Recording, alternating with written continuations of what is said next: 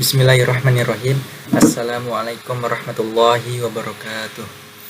Izin memperkenalkan diri, nama saya Muhammad Yusuf Hidayah dengan NIM 211210012 dari PAI 4A. Di sini saya akan menjelaskan materi tentang mengembangkan komponen strategi dalam perencanaan pembelajaran. Mengembangkan komponen strategi dalam perencanaan pembelajaran dikutip dari buku Strategi Belajar Mengajar, pengarangnya oleh Gulo, halaman 8-9. Beliau menyebutkan bahwa yang meliputi komponen strategi pembelajaran atau belajar mengajar antara lain. Yang pertama, tujuan pengajaran. Tujuan pengajaran merupakan acuan yang dipertimbangkan untuk memilih strategi belajar mengajar. Tujuan pengajaran yang berorientasi pada pembentukan sikap tentu tidak akan dapat dicapai jika strategi belajar mengajar berorientasi pada dimensi kognitif. Yang kedua, guru. Masing-masing guru berbeda dalam pengalaman, pengetahuan, kemampuan menyajikan pelajaran, gaya mengajar, pandangan hidup, maupun wawasannya. Perbedaan ini mengakibatkan adanya perbedaan dalam pemilihan strategi belajar mengajar yang digunakan dalam program pengajaran. Yang ketiga, peserta didik. Di dalam kegiatan belajar mengajar, peserta didik mempunyai latar belakang yang berbeda-beda, seperti lingkungan sosial, lingkungan budaya, gaya belajar, keadaan ekonomi, dan tingkat kecerdasan. Masing-masing berbeda pula pada setiap peserta didik lainnya.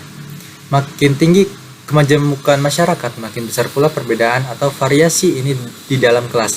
Hal ini perlu dipertimbangkan dalam menyusun suatu strategi belajar mengajar yang tepat. Yang ketiga, materi pelajaran. Materi pelajaran dapat dibedakan antara materi formal dan materi informal. Materi formal adalah isi pelajaran yang terdapat dalam buku teks resmi atau buku paket di sekolah. Sedangkan materi informal ialah bahan-bahan pelajaran yang bersumber dari lingkungan sekolah yang bersangkutan. Bahan-bahan yang bersifat informal ini dibutuhkan agar pengajaran itu lebih relevan dan aktual. Komponen ini merupakan salah satu masukan yang tentunya perlu dipertimbangkan dalam strategi belajar mengajar. Yang keempat, metode pengajaran. Ada berbagai metode pengajaran yang perlu dipertimbangkan dalam strategi belajar mengajar.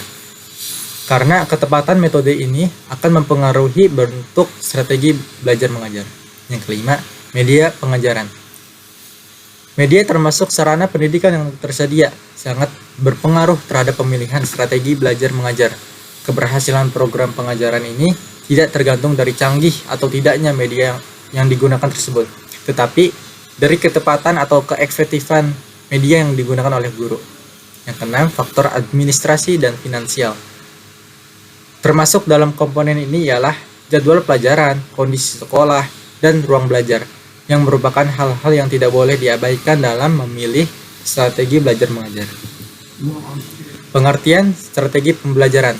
Strategi berasal dari bahasa Yunani, yaitu strategos, yang artinya suatu usaha agar mencapai kemenangan pada suatu pertempuran.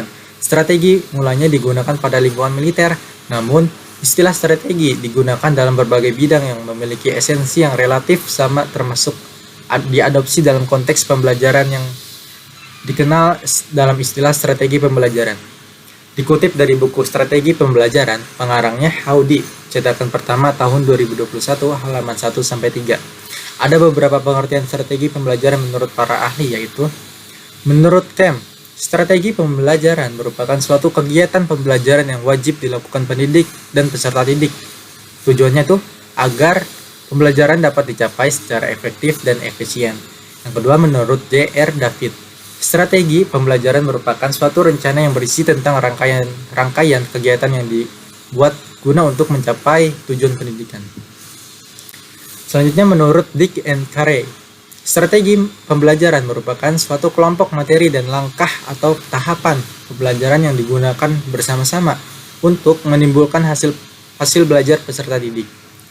Terakhir, pendapat dari Mujiono, strategi pembelajaran merupakan kegiatan pendidik untuk memikirkan dan mengupayakan terjadinya konsistensi antara aspek-aspek dari komponen pembentuk sistem pembelajaran, yang dimana untuk itu pendidik menggunakan langkah tertentu. Merujuk dari beberapa pendapat di atas, strategi pembelajaran dapat dimaknai secara sempit dan luas. Secara sempit, strategi mempunyai kesamaan dengan metode yang berarti cara untuk mencapai tujuan belajar yang telah ditentukan. Secara luas, strategi dapat diartikan sebagai suatu cara menetapkan keseluruhan aspek yang berkaitan dengan pencapaian tujuan pembelajaran, termasuk perencanaan, pelaksanaan, dan penilaian pembelajaran. Dari beberapa pengertian di atas dapat disimpulkan bahwa strategi pembelajaran merupakan suatu rencana, tindakan, atau rangkaian kegiatan yang dipilih guru mencakup penggunaan metode dan pemanfaatan berbagai sumber daya yang ditujukan untuk siswa yang bertujuan agar tercapainya tujuan pembelajaran tersebut. Jenis model strategi pendekatan, metode, dan media pembelajaran. Dalam website resmi Balai Diklat Keagamaan dan Pasar Kementerian Agama Republik Indonesia, pada pertemuan Diklat kelima, Jumat, tanggal 5 bulan 6 tahun 2020, peserta disuguhkan materi konsep dasar model pembelajaran yang dibawakan oleh WI BDK Denpasar 1, Wayan Arya Adiana, secara online ya. Yang pertama, strategi pembelajaran. Strategi pembelajaran merupakan suatu kegiatan pembelajaran yang harus dikerjakan guru dan siswa agar tujuan pembelajaran dapat dicapai secara efektif dan efisien. Yang kedua, pembelajaran pada kurikulum 2013 mengacu pada pembelajaran dengan pendekatan saintifik. Sebagaimana disebutkan pada Permendikbud nomor 103 tahun 2014, pendekatan saintifik lebih menekankan pada aktivitas ilmiah meliputi pengumpulan data melalui observasi atau eksperimen, mengolah informasi atau data, menganalisis, kemudian memformulasi dan menguji hipotesis. Pendekatan ilmiah ini memerlukan langkah-langkah pokok. Yang pertama mengamati, yang kedua menanya, yang ketiga mengumpulkan informasi, yang keempat mengasosiasi, dan yang kelima mengkomunikasikan. Kemdikbud 2013-208. Yang ketiga, metode pembelajaran. Metode pembelajaran diartikan sebagai cara yang digunakan untuk mengimplementasikan rencana yang sudah disusun dalam bentuk kegiatan nyata dan praktis. Untuk mencapai tujuan pembelajaran, terdapat beberapa macam metode pembelajaran antara lain. Yang pertama ada metode diskusi, yang kedua metode eksperimen, yang ketiga metode demonstrasi, yang keempat metode simulasi. Dalam penerapannya, guru dapat menyesuaikan metode tersebut kepada para peserta didik. Yang keempat, model pembelajaran. Model pembelajaran sebagaimana dimaksud pada Permendikbud nomor 103 tahun 2014 dan Permendikbud nomor 22 tahun 2016 adalah model pembelajaran yang menonjol aktivitas dan kreativitas, menginspirasi, menyenangkan, dan berprakarsa, berpusat pada siswa, otentik, konstekstual, dan bermakna bagi kehidupan siswa sehari-hari. Antara lain, yang pertama model penyingkapan, yang kedua model penemuan, yang ketiga model pembelajaran berbasis masalah, yang keempat model pembelajaran berbasis proyek. Yang kelima, media pembelajaran. Mengutip Hamzah B. Uno dan Nina Lamatenggo dalam buku Teknologi Komunikasi dan Informasi Pembelajaran, media pembelajaran adalah segala bentuk alat komunikasi yang dapat digunakan untuk menyampaikan sumber ke peserta didik secara terencana, sehingga tercipta lingkungan belajar yang kondusif, yang dimana penerimanya dapat melakukan proses belajar secara efisien dan efektif. Selanjutnya langkah-langkah memilih strategi, model, metode, dan media pembelajaran. Yang pertama, langkah-langkah memilih strategi. Mengutip dari buku Ajar Strategi Pembelajaran karangan Akrim dalam bidang pembelajaran strategi, strategi pembelajaran didefinisikan sebagai perencanaan yang mengandung rangkaian kegiatan yang terbentuk dalam sebuah tindakan atau rangkaian kegiatan yang terencana agar dapat meraih tujuan pendidikan tertentu. Dapat disimpulkan bahwa strategi pembelajaran adalah serangkaian aktivitas yang terencana dalam penyampaian materi pembelajaran untuk mencapai tujuan pembelajaran yang telah ditetapkan. Strategi ini tidak hanya dijalankan oleh siswa saja, tapi juga guru sebagai tenaga pengajar. Hal ini dilakukan agar tujuan pembelajaran yang efektif dan efisien bisa tercapai. Selain itu, strategi pembelajaran juga tidak hanya sebatas serangkaian aktivitas yang terencana saja, tapi juga pengaturan materi yang disampaikan kepada siswa. Berikut adalah langkah-langkah dalam menentukan strategi pembelajaran. Yang pertama, tentukan tujuan pembelajaran yang ingin dicapai. Yang kedua, sesuaikan dengan gaya belajar siswa. Yang ketiga, perhatikan jumlah siswa. Yang keempat, alokasi waktu. Yang kedua, langkah-langkah memilih model. Dalam pembelajaran suatu materi, tujuan atau kompetensi tertentu, tidak ada satu model pembelajaran yang lebih baik dari model pembelajaran lainnya. Artinya, setiap model pembelajaran harus disesuaikan dengan konsep yang lebih cocok dan dapat dipadukan dengan model pembelajaran yang lain untuk meningkatkan hasil belajar siswa. Oleh karena itu, dalam memilih suatu model pembelajaran harus mempertimbangkan antara lain.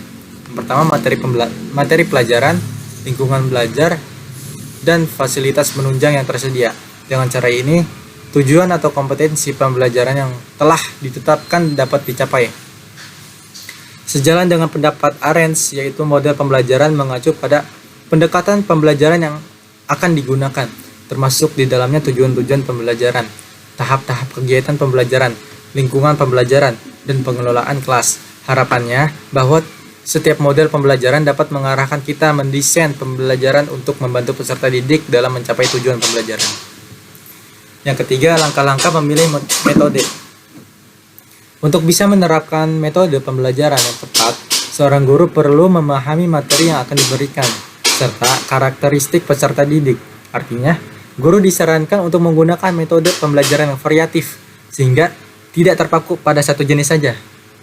Menurut pendapat Fathia Konita, terdapat beberapa hal yang perlu diperhatikan saat memilih metode pembelajaran. Yang pertama, pahami dulu nih materi yang ingin dijelaskan. Yang kedua, tentukan tujuan pembelajaran. Yang ketiga, pahami karakteristik siswa. Yang keempat, pilih alternatif metode pembelajaran yang sesuai dengan materi dan karakteristik dominan. Yang kelima, dalam satu kali pertemuan terapkan beberapa metode pembelajaran. Yang keenam, perhatikan respons siswa. Yang ketujuh, lakukan evaluasi. Selanjutnya, langkah memilih media pembelajaran. Tentunya memerlukan perencanaan yang baik.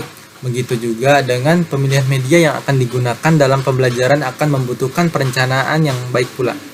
Media yang beraneka ragam jenisnya, untuk itu perlu dilakukan pemilihan media tersebut. Agar pemilihan media pembelajaran tersebut tepat, maka perlu dipertimbangkan langkah-langkah pemilihan media. Kriteria yang perlu dipertimbangkan guru atau tenaga pendidik dalam memilih media pembelajaran menurut Sujana. Yang pertama, ketepatan media dengan tujuan pengajaran.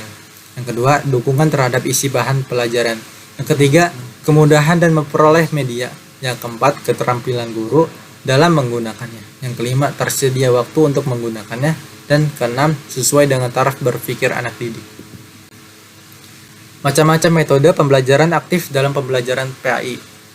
Dikutip dari Jurnal Manajemen dan Pendidikan Islam, metode pembelajaran pendidikan agama Islam Nur Ahyad volume 4 nomor 1 halaman 27, secara garis besar metode yang sering digunakan dalam pembelajaran pendidikan agama Islam antara lain. Yang pertama, metode ceramah.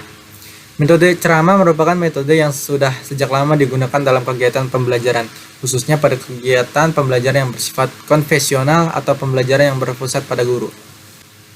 Yang kedua, metode diskusi. Metode diskusi adalah suatu cara mengelola pembelajaran dengan penyajian materi melalui pemecahan masalah. Suatu diskusi dinilai menunjang keaktifan siswa bila diskusi itu melibatkan semua anggota diskusi dan menghasilkan suatu pemecahan masalah. Tujuan penggunaan metode ini dalam kegiatan pembelajaran adalah tujuan utamanya untuk memecahkan suatu permasalahan, menjawab pertanyaan, menambah dan memahami pengetahuan siswa, serta untuk membuat suatu keputusan. Yang ketiga, metode tanya-jawab. Metode tanya-jawab adalah suatu cara mengelola pembelajaran dengan menghasilkan pertanyaan-pertanyaan yang mengarahkan kepada siswa untuk memahami materi tersebut. Yang keempat, metode pemberian tugas. Metode pemberian tugas adalah cara mengajar atau penyajian materi melalui penugasan siswa untuk melakukan suatu pekerjaan. Pemberian tugas dapat secara individual atau kelompok. Pemberian tugas untuk setiap siswa atau kelompok dapat sama dan dapat pula berbeda. Yang kelima, metode eksperimen. Metode eksperimen adalah suatu cara pengelolaan pembelajaran di mana siswa melakukan aktivitas percobaan dengan mengalami dan membuktikan sendiri suatu yang dipelajarinya. Dalam metode ini, siswa diberi kesempatan untuk mengalami sendiri atau melakukan sendiri dengan mengikuti suatu proses. Mengamati suatu objek, menganalisis, membuktikan dan menarik kesimpulan sendiri tentang objek yang dipelajarinya. Yang keenam, metode demonstrasi. Metode ini adalah cara pengelolaan pembelajaran dengan memperagakan atau mempertunjukkan kepada siswa suatu proses, situasi, benda atau cara kerja produk teknologi yang sedang dipelajari. Demonstrasi dapat dilakukan dengan menunjukkan benda baik yang sebenarnya, model maupun tiruannya, dan disertai dengan penjelasan lisan. Yang ketujuh, metode tutorial atau bimbingan. Metode tutorial adalah suatu proses pengelolaan pembelajaran yang dilakukan melalui proses bimbingan yang diberikan atau dilakukan oleh guru kepada siswa, baik secara perorangan atau kelompok. Yang kedelapan, metode pemecah masalah atau problem solving. Metode problem solving atau metode pemecahan masalah merupakan metode pembelajaran yang dilakukan dengan memberikan suatu permasalahan yang kemudian dicari penyelesaiannya dengan dimulai dan mencari data sampai pada kesimpulan. Kesimpulannya, jadi komponen pembelajaran merupakan bagian-bagian dari sistem proses pendidikan yang menentukan berhasil atau tidaknya proses pendidikan. Komponen pembelajaran meliputi komponen tujuan, siswa, guru, materi, strategi pembelajaran, model pembelajaran, metode pembelajaran, dan media pembelajaran. Dari semua komponen pembelajaran, antara komponen yang satu dan yang lainnya memiliki saling keterkaitan satu sama lain. Sebagai mahasiswa yang berada di bidang pendidik atau sebagai calon pendidik perlu memahami dengan baik komponen-komponen pembelajaran tersebut. Hal tersebut dapat membantu para calon pendidik dalam melaksanakan proses pembelajaran ketika menjadi pendidik kelak, sehingga diharapkan mampu melahirkan pendidik-pendidik yang berkompeten. Mungkin itu saja penjelasan materi dari saya, kurang lebihnya mohon maaf. Wassalamualaikum warahmatullahi wabarakatuh.